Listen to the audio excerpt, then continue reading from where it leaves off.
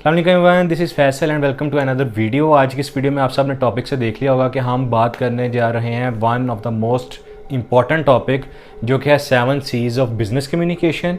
BCIW B Com part 2 का एक subject है और उसमें ये जो आपके एनुअल एग्जामिनेशन है बार बार पूछा जाने वाला ये क्वेश्चंस है 7 C's of business communication, principles of affective business communication या क्वालिटीज़ ऑफ अफेक्टिव कम्युनिकेशन।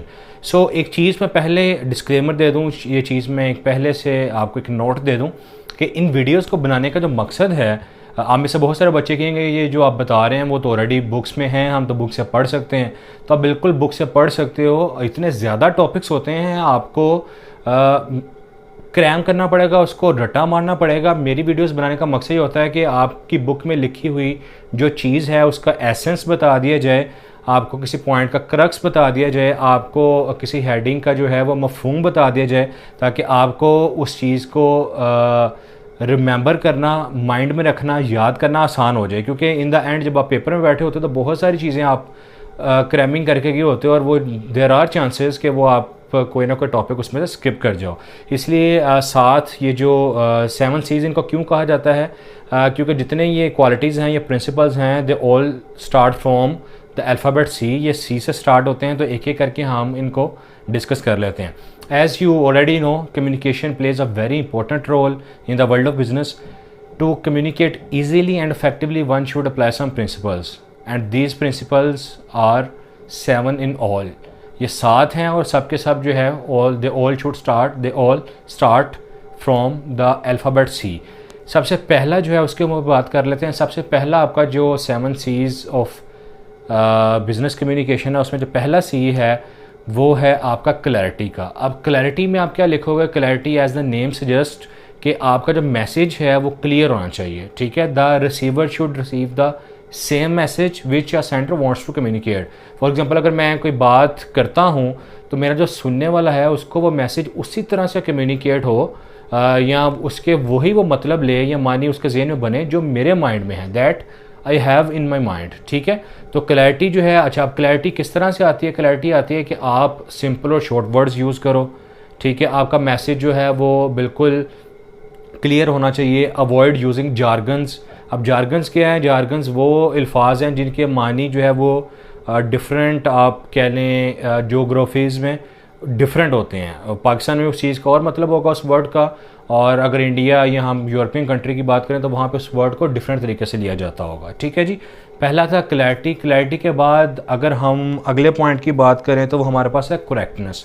अब करेक्टनेस का मतलब ये होता है कि your message should be correct, there should be no mistake of punctuation, grammar और मिस्टेक एक्सेट्रा। क्योंकि जब आप कोई लेटर लिख रहे होते हो या कोई बात कर रहे होते हो या रिटर्न में कोई चीज़ आपकी ऑर्गेनाइजेशन से जा रही होती है, तो उसमें होता ये है कि अगर उसमें कोई एरर्स होंगे, स्पेलिंग के, ग्रामेटिकल कोई मिस्टेक होगी, तो वो ना सिर्फ राइटर का जो इंप्रेशन है वो ख़राब होता है, बल्कि आपकी ऑर्गेनाइजेशन का भी जो एक इमेज होता है अगली ऑर्गेनाइजेशन की नज़र में, वो उसको डाउन करता है। तो इसलिए आपका आपकी जो भी कम्युनिकेशन है, अगर वो लेटर है, वर्बल है, ओरल है या रिटन है, तो आप कोशिश करें कि वो करेक्ट हो इन एवरी रिस्पेक्ट।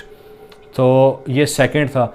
तीसरा जो पॉइंट है वो है कंप्लीटनेस। अब कंप्लीटनेस का मतलब ये होता है कि आपका जो मैसेज है वो that should be complete in every respect. अब कंप्लीट इन एवरी रिस्पेक्ट का मतलब ये है कि आप जो भी कोई इंपॉर्टेंट डिटेल है उसको अपने मैसेज में ज़रूर कवर करो, but don't try to beat about the bush. बहुत ज़्यादा उसको जो चीज़ें नहीं भी बताने वाली वो भी बताने की कोशिश ना करें।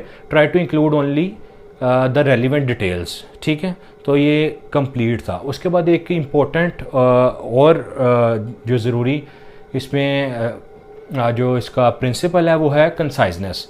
अब कंसाइज कहते हैं मुख्तसर को, ब्रीफ को। तो यू शुड ट्राई, आप ये कोशिश करें कि your message should be as brief as possible, ठीक है। Do not try to include all the irrelevant details, क्योंकि आजकल जो बिजनेसमैन हैं उनके पास इतना टाइम नहीं होता कि वो आपके पूरे लेटर को पढ़ते रहें, ठीक है। तो they must have an idea, वो उनको फ़ौरन पता चल जाए आपके लेटर का सब्जेक्ट देख के या फर्स्ट पैराग्राफ को पढ़ के कि ये what the letter is all about. तो ये कंसाइजनेस है कि आपका मैसेज जो है वो it should be as brief as possible, but you should include all the relevant details, ठीक है। ऑलराइट, उसके बाद जो फिफ्थ हमारे पास कम्युनिकेशन का प्रिंसिपल है वो है आपका कर्टेसी। अब कर्टेसी क्या है? कर्टेसी को हम सिंपल कह सकते हैं using polite words in your daily business communications, emails में, बिजनेस लेटर्स में।